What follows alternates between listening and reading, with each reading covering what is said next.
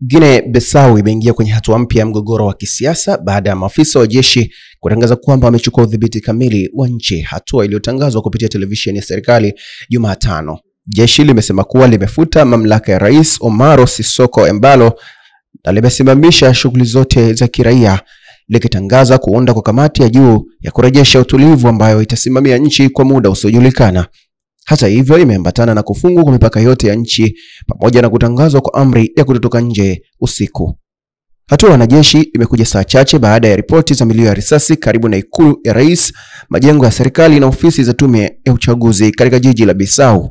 Mashuhuda waliripoti hali ya taharuki na wakazi wengi kukimbia maeneo ya katikati ya mji kufuatia milio hiyo.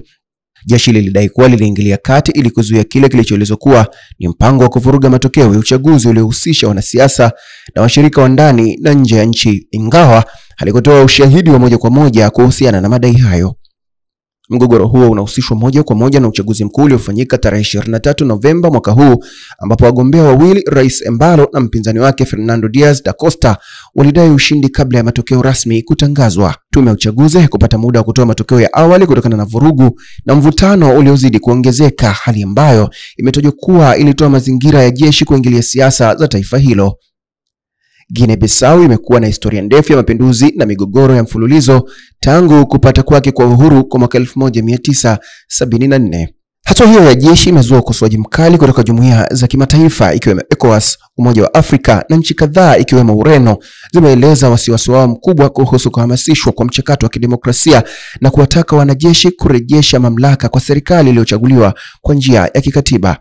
Mashirika haya yametahadharisha kuwa mgogoro huo unaweza kuathiri kwa kiasi kikubwa usalama wa kanda nzima ya Afrika ya Magharibi ambayo tayari inapambana na misukosuko ya kisiasa katika mataifa kadhaa. Kwa sasa hali bado ni tete katika mji mkuu wa Bissau, huku raia wakisubiri maamuzi ya kijeshi kuhusu hatima ya serikali na uchaguzi. Viongozi waliokamatwa wanashikiliwa katika maeneo yasiyojulikana na juhudi za usuluhishi kutoka jumuiya za kimataifa zinatarajiwa kuanza mara moja.